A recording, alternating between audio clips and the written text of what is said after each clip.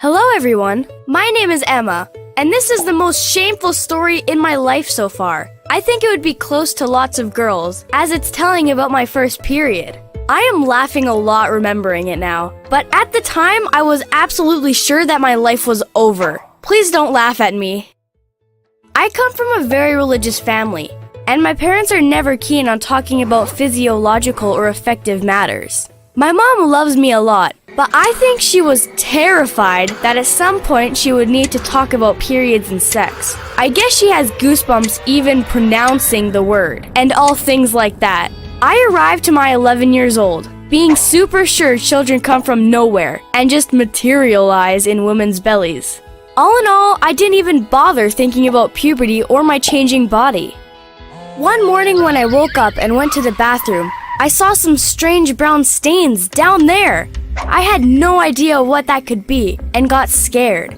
My first thought was that I needed to ask for help from my parents. But the idea of coming out of the bathroom, going to my mom and trying to explain what has happened to me, including naming my intimate parts, was absolutely painful.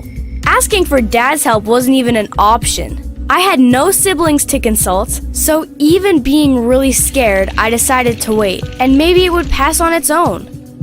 I went to school but really couldn't concentrate on studies. I was just listening to my body and trying to understand how grave my condition was. It didn't occur to me to ask the advice of my classmates. It was still too shameful to mention where the stains were coming from. A couple of times I went to the toilet and saw some new brown stains. I didn't feel bad though, so I thought I could wait for some time before panicking. In the evening came the pain, that awful dull nagging pain that any girl knows. Now I knew it was time to panic. I opened the internet bravely and searched for stomach pain with blood. At 11, I wasn't very strong at anatomy and was sure that stomach was wherever in the belly. You understand that an ulcer was the most optimistic option I got. Okay, now I knew I was going to die, but asking for help still seemed too shameful.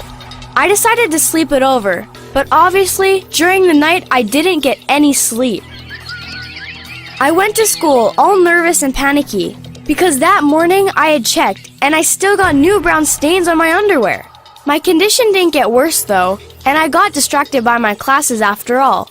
Until at math class, I felt something wet and ran to the bathroom.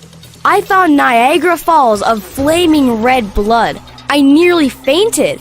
My hands trembled and I was sobbing hysterically. What I did was run to our nurse's office and claim that I am bleeding. I have an ulcer and I'm going to die.